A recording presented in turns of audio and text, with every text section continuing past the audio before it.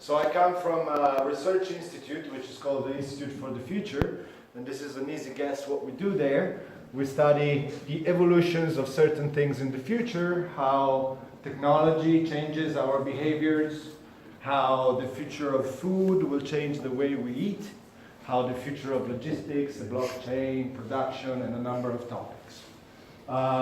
We are in Palo Alto since 50 years, so we are at the heart of Silicon Valley, but we also relate to other research institutes around the world, of course, and we gather every year pieces of research that we update and share with companies and organizations that sponsor our research. So today I'm going to talk to you about 4 elements in the future of retail, starting from, of course, the consumer. The consumer and the new body language of the consumer. Why the new body language? Because the consumer of the future will not only own technology, but he will be essentially embedded with technology. You've heard some of this already in some of the talks today. As you've seen, technology is going from handheld to wearables and even implantables inside our bodies. So this approach of technology coming towards us and inside of us is really changing the way we behave and our body language as a whole. There are what the consumer will need to do in the future, and all of us, is essentially balancing intentions. What do we mean by balancing intentions? Is we need to decide and find the right balance on a few things that will have to do with technology. For example, hide or connect with people on social networks, with others in general. So do I want to hide from people? Do I want to connect to people? Isolate or integrate? What about data? What data about myself do I want to isolate from the crowd, from the rest? And what do I want to integrate, perhaps in other applications or with other data to get better services? Again, ignore, engage. What type of content do I want to ignore? Or what type of content do I want to engage with? These are all levers that I will need to move left or right depending on what type of relationship I want to have. Dispose or invest, services and products. Through technologies I will access, of course we are in the access economy, I will access products and services. Which ones will I keep? Which ones will I dispose or upgrade for new ones? And then reinforce or transform ideals. We've seen how social media already is able to transform ideas. Fake news is a clear example of that. But we also have fertile bubbles of opinion. Okay, entire bubbles online of ideas that people end up being closed in.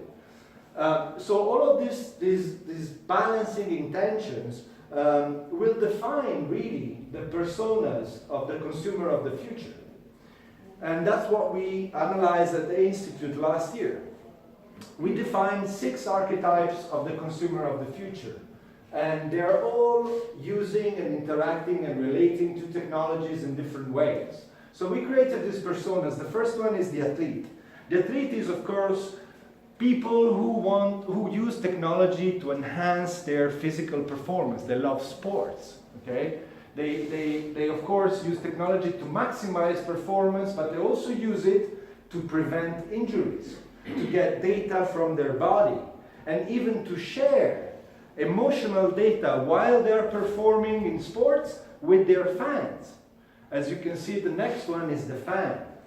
The fan is the other side of the athlete in a sense, because the fan will do anything to be in the scene, to be a spectator, but to feel more immersed in what's happening. So they will use technology to do this. They will not only watch something, but they will be immersed in a 3D environment where things happen with virtual reality, augmented reality.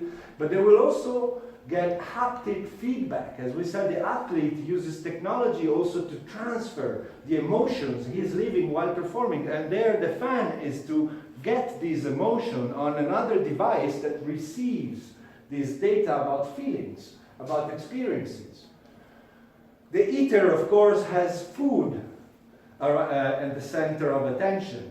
And again, they're using the new technologies to scan products and find the ingredients composing products, or to associate products and recipes, or to share the experiences with food with others. The unwell, on the other hand, is using technology, of course, to rebalance his not well-being. He's using technology to get memories that perhaps he's losing because he has mental problems, or if he has physical problems, he's using technology to somehow robotics extension or something to help him out. And he manages data in a way that is transparent, for example, with the doctor, in constant contact with his doctors, exchanging data about how his body is performing, about the illness is evolving, but at the same time he's using this technology to hide data from his beloved one, from his family. He's using artificial intelligence to help him out, because maybe his brain is aging or has some problems, so he's somehow using technology to complement this. Okay? The partier, on the other hand, is the carefree person. He uses technology to share everything. He wants to participate in every happening, and he wants to gather a lot of attention from his followers. We have already example of this in social media stars. They look for followers, essentially, to be in the center of attention, and they make money on this. And that's why they get brands sponsoring them to wear gadgets, to wear certain clothes in certain happenings. And of course, to talk about them on social media. At last, the worker is similar to the athlete, but he's using technology to enhance work performance. He's using robotics, prosthetics to do certain activities in a safer and more effective way. Okay? So here is for the consumer. These are the 6 archetypes of the consumer in the future, using this new body language created with the help of technology. The next element is the IoT and its evolution. We all know what the IoT is, the Internet of Things. The Internet of Things is evolving. Of course, the Internet is always evolving, and the Internet of Things too. We started the Internet of Things by placing connectivity into objects. This was the first element that replaced. Then there were sensors. But then we're now able, because technology costs less, it's smaller and smaller, transistors are shrinking in size, we can get AI everywhere, we can make these objects from just connected to smart. Because we do not only connect them to the internet, but we infuse processing power into those objects, so they do not just connect, but they think, they calculate, they react on to given stimuli or data. So in this framework, we said, we analyzed how the Internet of Things, so-called today, is evolving into a smarter internet, and finally into what we call the Internet of Actions, IOA. IOA is the evolution of IoT. Why Internet of Actions? Because once you connect objects, once you make those objects smart, they're able to determine their actions also in the physical world. So once you make objects smart, they move, they start moving around in the physical. When you're seeing this happening today, we have self-driving cars, we have autonomous systems doing any type of stuff. We have fridges ordering food. So in the Internet of Actions, there are 4 things that you need to remember that happen in this new environment of machines performing actions in this physical world. In the Internet of Actions, machines and the internet is able to reconfigure reality in a different way, in a better way to give us a better experience. So what we do is we animate objects and environment, like I just said. We make them move around, interact with each other, but we also manipulate matter.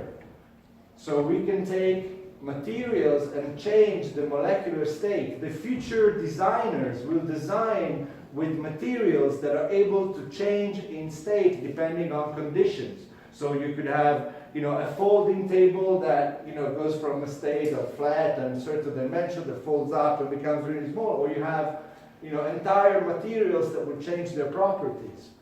We'll also need to encode human activity and values into machines.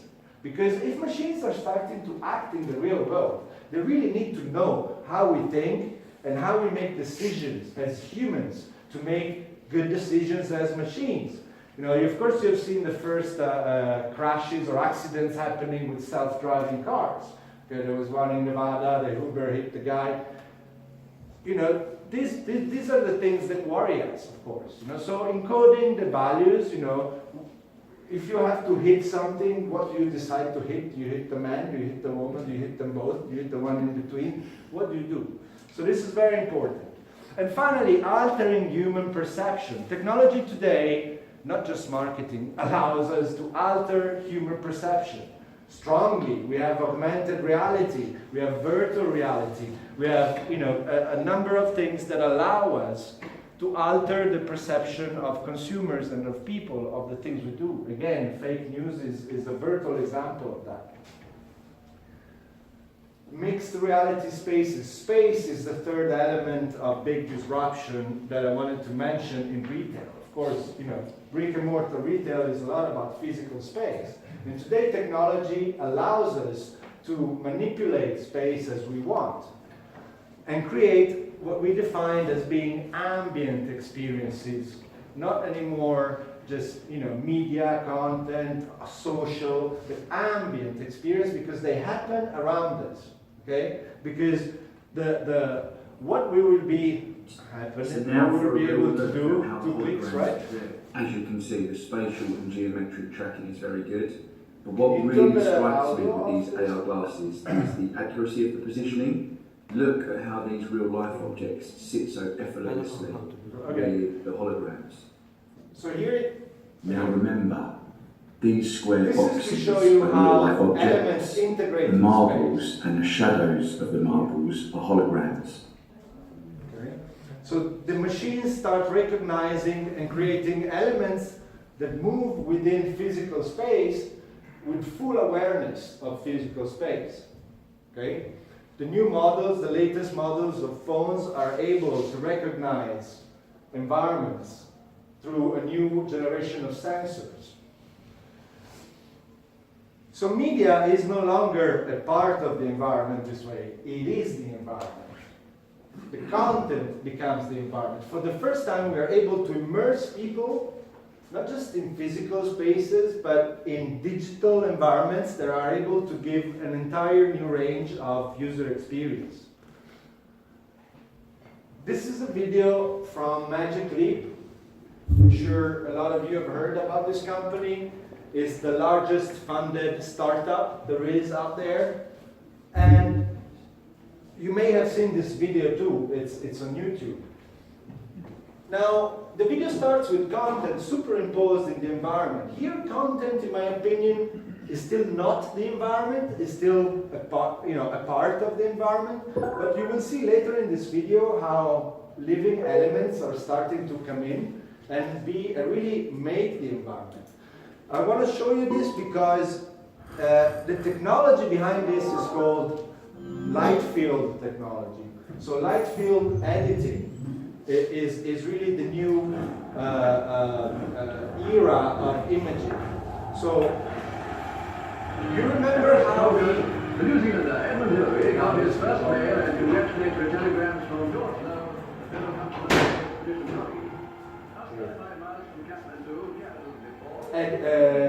Light waves editing.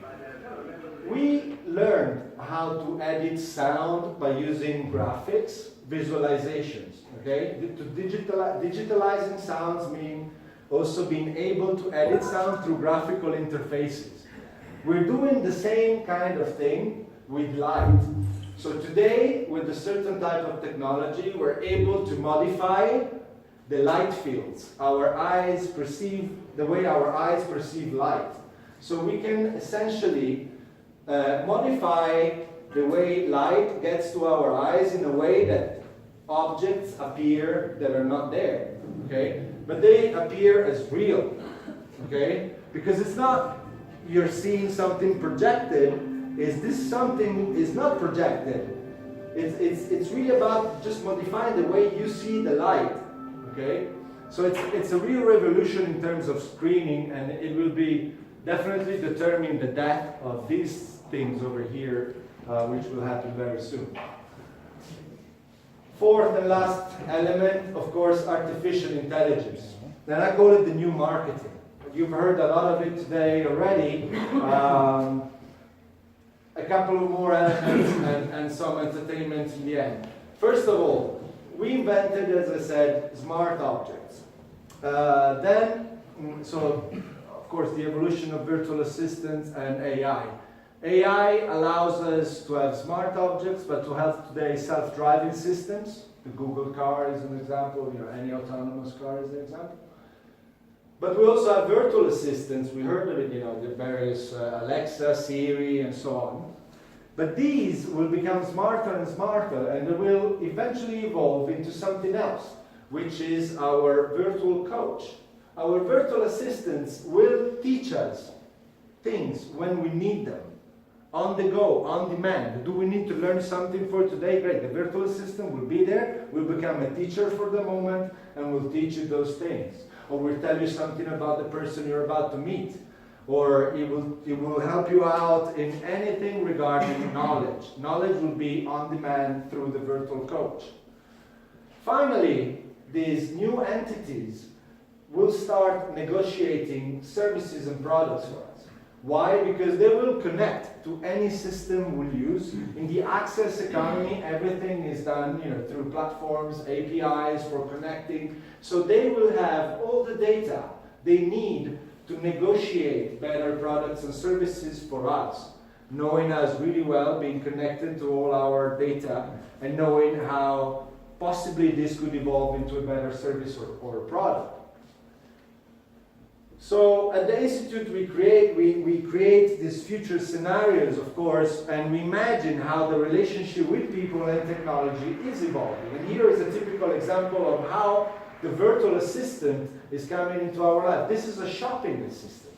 But it's not only one shopping assistant. The AI base is the same, but they appear as different people, okay? Because in front of us, there will be an expert on shoes, an expert on trousers, on different types of product. And they will appear with different personas and tastes. And we may want to choose and mix them differently, because we may like, I may like to ask you if you like this jacket, or maybe I ask her what present I want to buy for my wife. Okay? So depending on the type of problem you have the type of virtual assistant helping you out. Okay? Finally. Aha. Oh, yeah. You may have seen this. Let's see. No chance? Yeah. Sophia, can I be honest with you? You seen this? I don't know if it's Many of you have seen this. island air, or the humidity, or you just so easy to talk to. You got a clear head, literally.